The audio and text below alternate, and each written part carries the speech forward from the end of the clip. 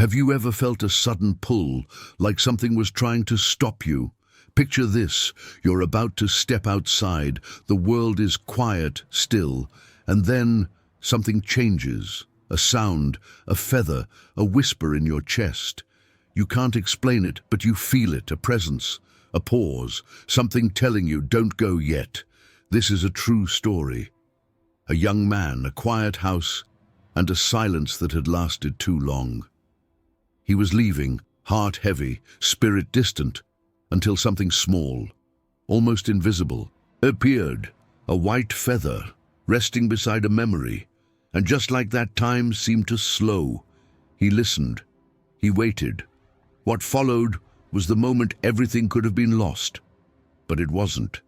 Because sometimes before tragedy strikes, there's a sign, a divine nudge, a quiet voice that doesn't shout but saves. We call them angel signs before tragedy, dreams, warnings, intuitions, gentle interventions that arrive without explanation, yet leave everything changed. What you're about to hear is not fiction. It's a real moment, a sacred pause in someone's life, when something unseen stepped in, when the distance between this world and the next felt thinner than air. Some believe in coincidences, others believe in divine signs. If you're ready to discover real stories of angelic warnings and last-minute interventions, subscribe to Saved by a Sign and join this journey of faith and mystery. The highway looked like it had been scrubbed clean by the heavens. Rain still clung to the edges of the road, puddles like scattered mirrors catching the dull silver of a sky that hadn't made up its mind.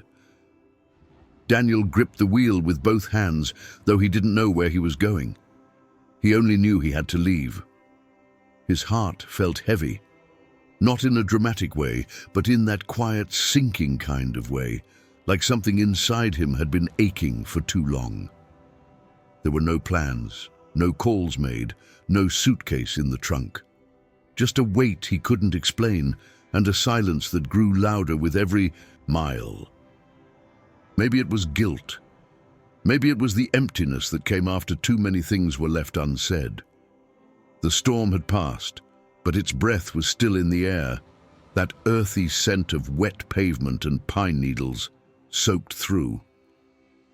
He rolled down the window slightly, letting in a breeze that felt cooler than it should have for that time of year. It made him think of childhood, of nights when his mother would sit at the edge of his bed, her fingers combing through his hair, humming softly to calm his fevers. He hadn't spoken to her in days. Without thinking, he reached for the radio. The old dial crackled as it turned, skipping past talk shows and static, until it landed on a melody that stopped him cold. It was a lullaby. Not just any lullaby, the lullaby. The same one his mother used to hum when he was barely old enough to speak.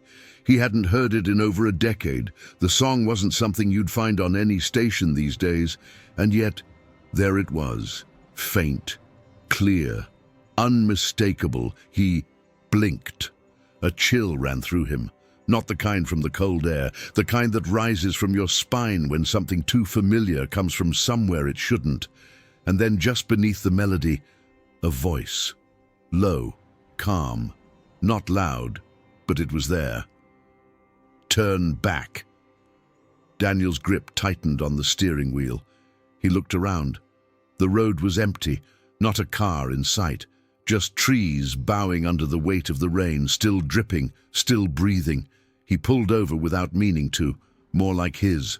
Hands moved before he had time to decide. He sat in the car, engine idling, staring at nothing. The voice didn't come again, but the echo of it sat in his chest, like it had been spoken inside him, not to him. Turn back. 3 simple words, but somehow they felt ancient, like they didn't come from a person, like they didn't even come from this world. He shook his head, trying to ground himself. It's just a memory. A song triggered something, that's all, but something didn't feel right. His hands were trembling. The song had already faded, the radio now back to static. He turned it off. Silence pressed in, There was a flicker in the rearview mirror, a shape, maybe, or just the reflection of light bouncing off the wet asphalt. He couldn't be sure, but it made him breathe harder, like the air was suddenly too thin inside the car. That was when he remembered something else, something small, but it hit him like a flood. The dream. He hadn't thought about it until now. 2 nights ago, he dreamed of a road, this road, except in the dream it didn't end. It just kept going, winding deeper into fog until there was nothing left. In the dream, he never saw a crash or a fall, but there was a feeling, cold, final, like a door closing, like something was coming, and no one would ever find him. He didn't want to admit it, but the dream had stayed with him. It clung to the corners of his thoughts like smoke that wouldn't clear. Now, as he sat on that very road, with that voice still, echoing in his bones, he felt like time had folded in on itself. Coincidence? Maybe. Or maybe something, someone, was trying to reach him. He turned the car around. No dramatic music, no booming voice from the heavens, just the soft rhythm of tires on wet pavement, and a strange stillness inside him, like something had been rewound or rewritten. 20 minutes later, back near town, traffic was backed up. He slowed, rolled down the window again. Lights, sirens, a major collision. Same. Highway, same direction, same time. Daniel pulled over again, this time with no urgency. He sat still for a long while, his face pale, eyes wide, but not with fear, with understanding. Quiet, sobering understanding. He didn't see the wreck clearly. He didn't need to. He knew what could have happened, what should have happened, and he knew he wasn't supposed to be there. The voice hadn't been his, but it had reached him when he needed it most. For days afterward, he didn't tell anyone, not even his mother, whom he finally called the next morning, his voice shaking just enough to make her pause, but at night, alone, he kept hearing those words. Turn back. And every time he did, a wave of warmth passed through him, like something unseen had wrapped itself around his path and gently moved him out of the way. Some might say it was instinct, others, luck. But Daniel doesn't believe that anymore. He believes in timing, he believes in whispers, and he believes now more than ever in angel. Signs before tragedy, the kind that speak without words, the kind that arrive when you're too lost to ask for help, the kind that remind you you're never truly alone.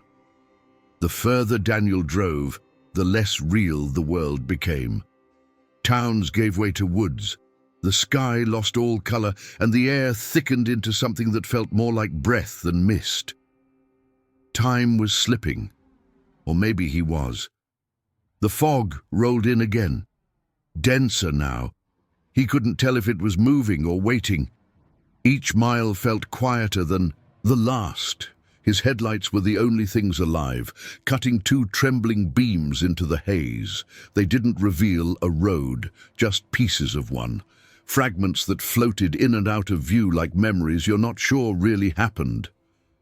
Daniel leaned forward, his hands clenched so tight around the steering wheel that his knuckles turned pale. The dashboard light flickered once. He tapped it, unsure if it was real or if the fog was just starting to bleed into everything. A strange feeling wrapped around him then, like the road wasn't leading anywhere anymore, like it was folding back on itself. He couldn't see 10 feet ahead, but something inside him whispered that something was wrong. Still, he kept going, slowly, carefully, as if moving forward would keep the fear behind him, and then, without warning, the world turned white, blinding, pure, like everything, the road, the trees, the silence, had been erased. For the briefest second he thought maybe it was light, divine light. A sign, But then came the movement. Something crossed in front of him, fast and impossible to name. A deer, a shadow, a shimmer of something that wasn't entirely of this world. He reacted before he could think. His arms yanked the wheel to the left. The car obeyed, then instantly betrayed him. The tires screamed, and then nothing. No noise, no time. The ground let go.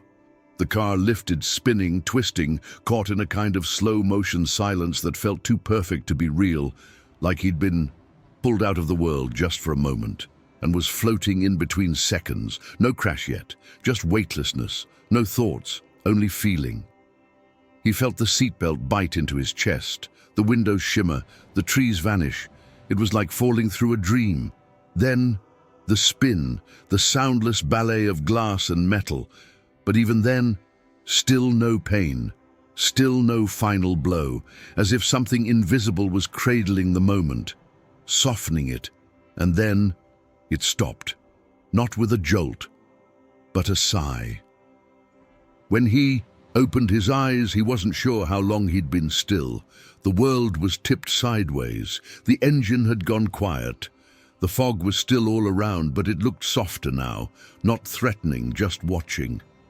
Daniel sat there, stunned, listening. No broken glass, no blood, no screaming metal, just breath, his breath, still there. The car had landed against a slope, resting between two thick trees, perfectly untouched by either, had it spun just a few more feet. He blinked, slowly, hands still on. The wheel, heart pounding in his throat. Something had crossed in front of him, but what if it hadn't? What if nothing had been there, and he had swerved for a sign, not a shape? The thought made his hands tremble. And that's when he remembered the voice, not from just before, but from earlier, the one that said, "Turn back." He hadn't listened, but maybe something still tried to protect him. Maybe grace doesn't leave, even when we do.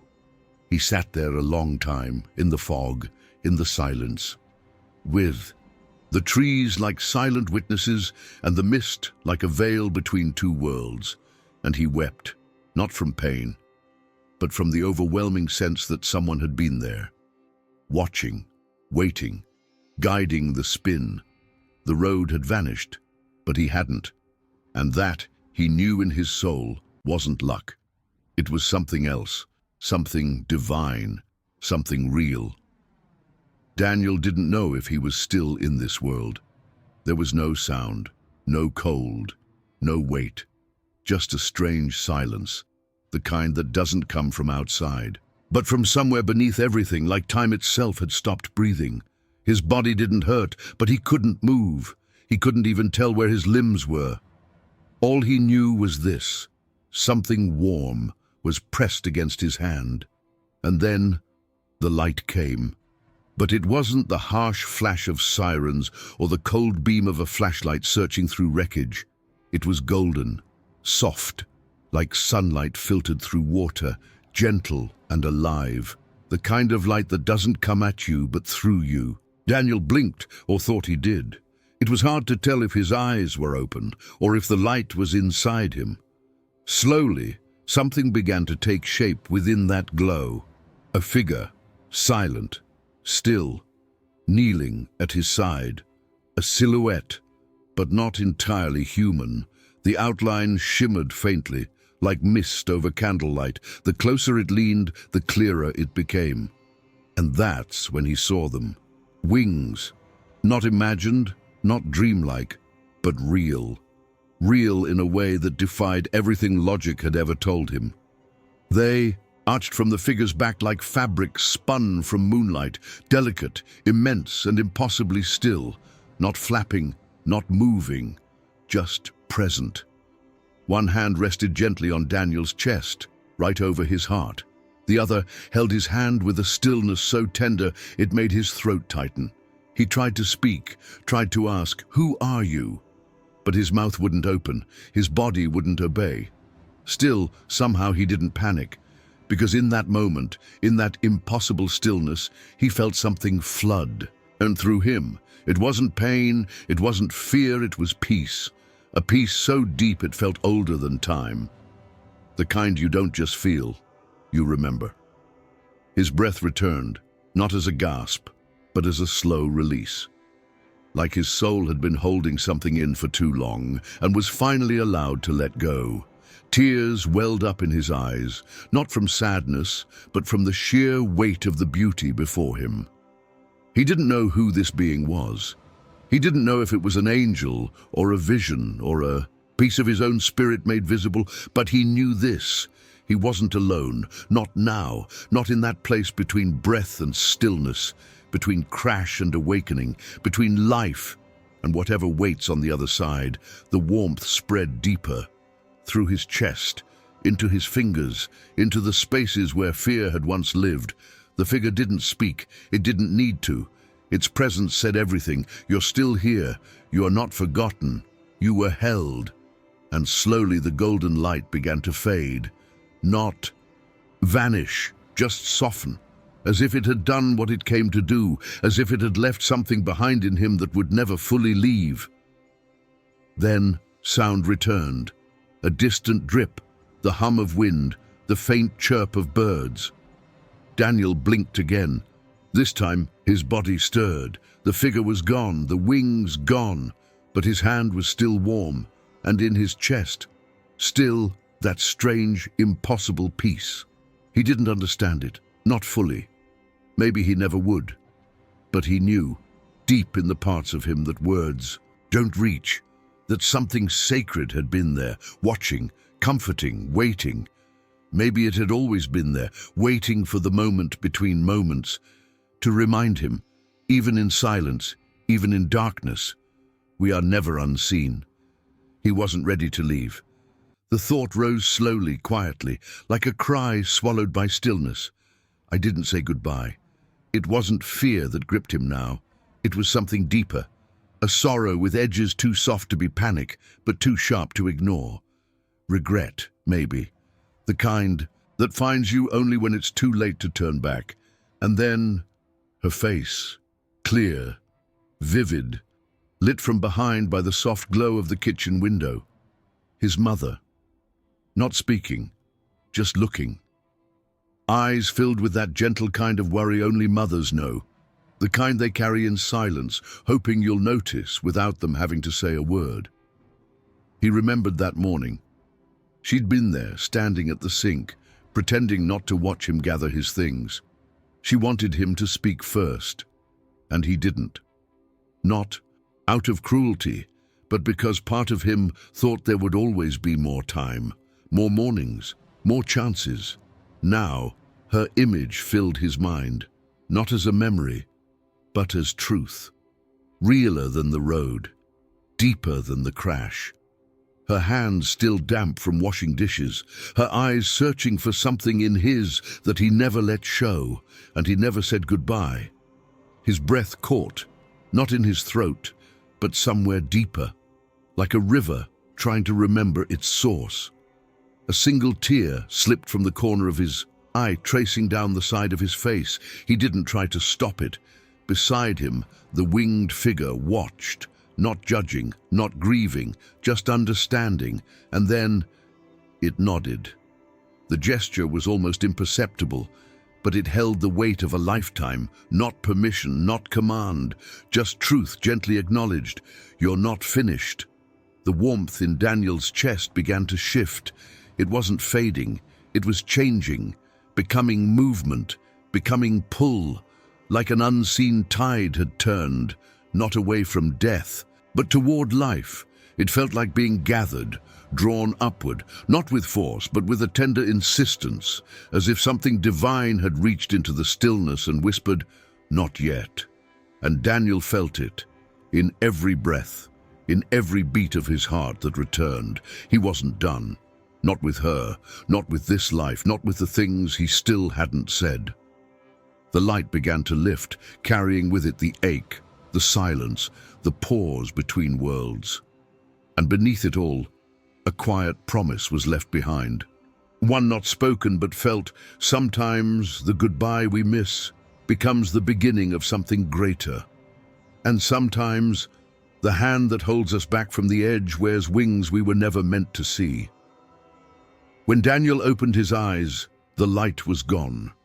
In its place, cold, metal, chaos, the sharp scent of gasoline, the distant whir of a helicopter overhead, the hard rhythm of boots on pavement.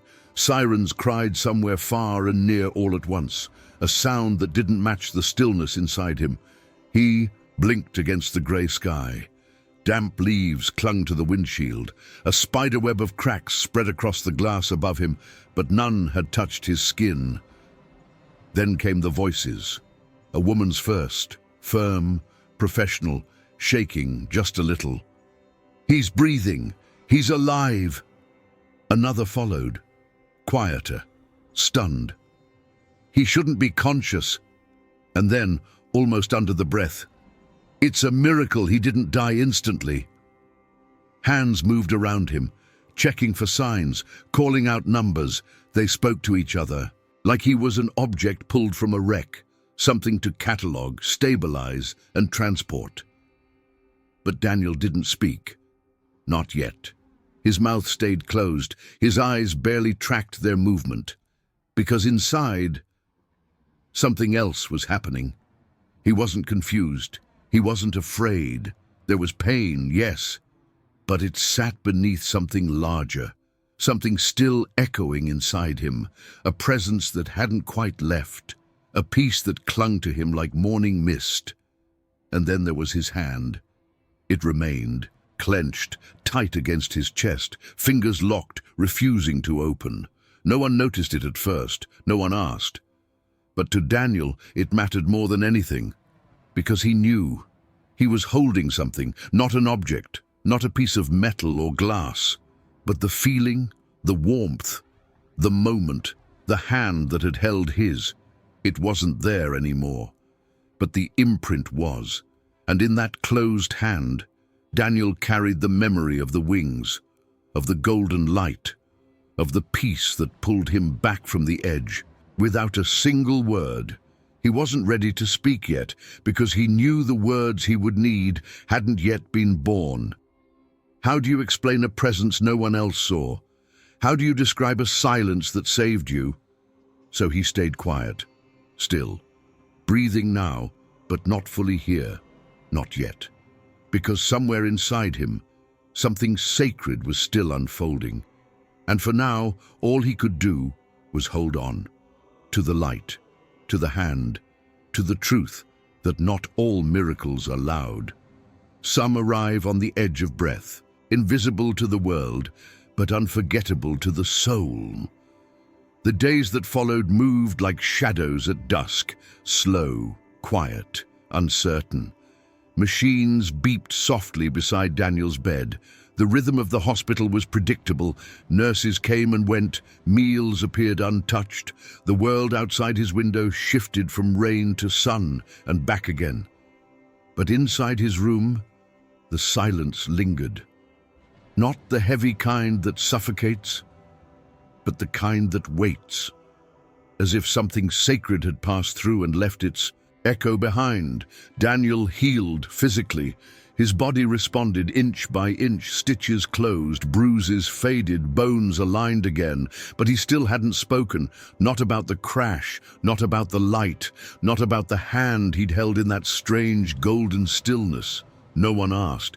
They assumed he was still processing the trauma, that his silence was a kind of shock.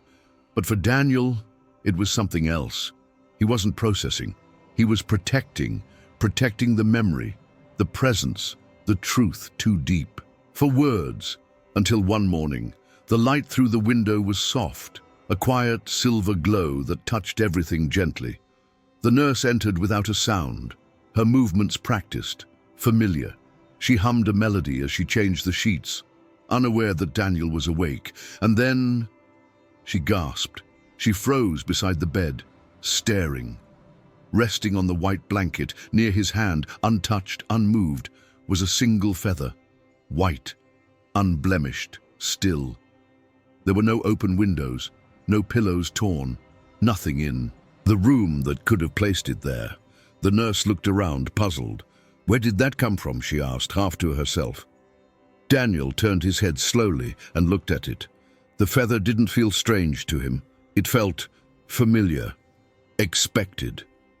He reached out, fingers brushing the edge of it, soft as breath, weightless as memory.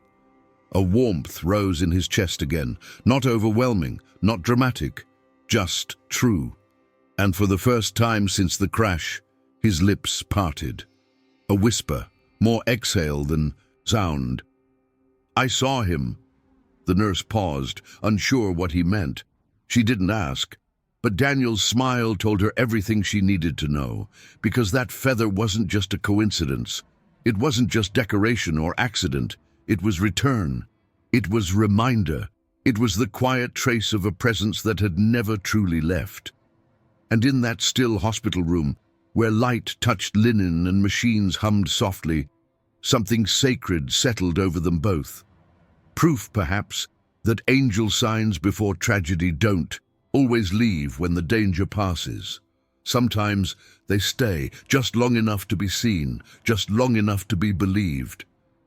That night, the world outside his window was still. The city hummed faintly below, and a soft rain tapped against the glass, as if time itself was holding its breath.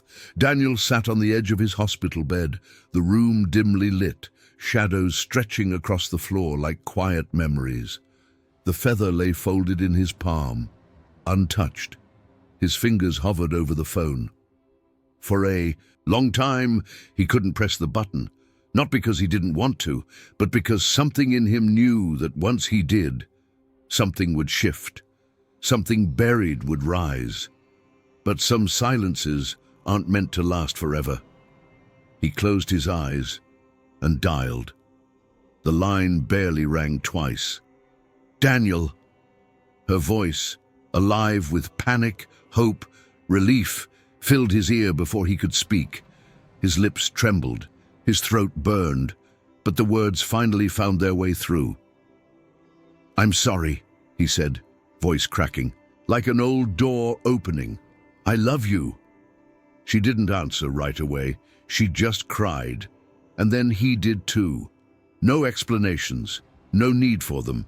The space between them, once full of missed moments and unspoken hurt, was now full of something else. A silence again, but this time it wasn't emptiness. It was sacred, shared. The kind of silence that only exists between two people who've come close to losing each other. And somehow, by grace alone, were given one more chance. He didn't tell her about the crash that night, or the wings, or the hand that had held his. That would come later. For now, all he needed was the sound of her breathing on the other end, the proof that she was there, that he was too. And somewhere in the stillness of that call, between the tears, the quiet, and the love, Daniel felt it again. That same peace, that same presence, as if someone was still there, listening too. When Daniel finally stepped back into his home, everything looked the same. And yet, nothing felt the same. The air inside was still, familiar, but somehow heavier, as if the walls themselves had been waiting, holding their breath. He moved slowly, as though walking through a memory that wasn't quite his anymore. The photos on the shelf, the worn shoes by the door, the faint scent of coffee in the kitchen, all pieces of the life he almost didn't return to. And then he saw it. The clock. Old, wooden, delicate. A family heirloom that had hung on that wall since before he could remember. Its ticking had always been a background heartbeat to the house, comforting, steady, but now, silence. He stepped closer. The hands had stopped, frozen, unmoving, as if caught in a moment it refused to let go. He leaned in, heart beating harder. The time, 11:11 p.m. His breath caught. It wasn't just familiar, it was exact. The moment of the crash, the moment everything should have ended, the moment something pulled him back. His first instinct was to reset it. He reached out, fingers, brushing the cool edge of the clock's face. But then he paused. Something deep inside whispered, "No, let it be." Because this wasn't a broken thing. This was a message, a marker in time, a silent memorial to the minute he had been seen, spared, held. He lowered his hand, let it fall gently to his side, and walked away. The clock remained still, untouched, a frozen moment suspended in wood and time and memory. Not a flaw, not a mistake, but a reminder that something or someone had known, had watched, had intervened. And though the world moved forward tick by tick, that moment would never be forgotten. Daniel rarely speaks of that night now, not because he's forgotten, but because some moments live in silence where language cannot reach. When he does speak, his words are quiet, careful, chosen like prayer. He doesn't try to explain it anymore. He only says, "Someone was there." Not a person in uniform, not a bystander, but a presence. One that held his hand when the world fell, away. One that brought warmth into a place where nothing else survived. There was no flash of wings afterward, no thunder in the sky, just a peace that stayed, a memory that softened the fear, and a silence that now feels more like protection than absence. These days, Daniel walks more slowly. He listens more closely. Sometimes in the early evening, when the wind turns gentle and the light begins to dim, he'll take a quiet path outside town, the one that winds past the old trees and ends at the water's edge. It's in these small, ordinary moments that something returns, a feather, not always white, not always close, but always when he needs it most. Maybe it lands on a park bench, maybe it floats across his windshield in the middle of traffic, or maybe he finds it tucked in the pages of a book he forgot he was reading. Each time, he pauses, not because the feather itself is magical, but because it brings him back to the voice, to the light, to the stillness that held him. He remembers, not with fear, but with reverence. The voice that wasn't his, the choice that wasn't made with logic or reason, but with something deeper, the kind of knowing that doesn't need to make sense to be true. Some say he survived because of timing. Others say it was luck. But Daniel no longer believes in luck. He believes in moments, moments when the invisible breaks through the ordinary, moments when someone steps in. Maybe it was a guardian angel. Maybe it was the quiet hand of the universe. Maybe it was the echo of a prayer someone whispered for him long before he ever needed it. Whatever it was, it found him. And in finding him, it gave him back everything he thought he'd already lost. Not because he wasn't meant to leave, but because something sacred wasn't finished yet. And so he stayed, not for answers, not for signs, but for the chance to live differently, to listen more deeply, to speak more gently, and to trust the quiet places where mystery still lingers. Because now he knows that what saved him wasn't loud, it wasn't dramatic, it was presence, a whisper at the edge of the world, a feather on a blanket, a moment of peace when everything else was falling apart. And sometimes that's all it takes, a single sign at the right time from the right place, and everything changes. Now, we leave you with a question, or maybe a door. Have you ever experienced a sign like this? Do you believe it was just coincidence or something divine? What would you have done standing in his place? Do you think angels are trying to guide us, even when we don't notice? Whatever your answer, whatever you believe, this is a place where you are welcome to wonder, to remember, to feel. Because sometimes it's not about understanding the sign, it's about recognizing that it found you. And maybe, just maybe, it saved something in you you didn't even know needed saving. If this story touched your heart, don't let these signs go unnoticed. Subscribe to Saved by a Sign and stay with us to hear more real stories of faith, mystery, and the moments when life whispers, just in time. Thank you for staying until the end. But remember, there are stories that aren't just meant to be heard. They're meant to be felt. We'll see you in the next one if you're still listening.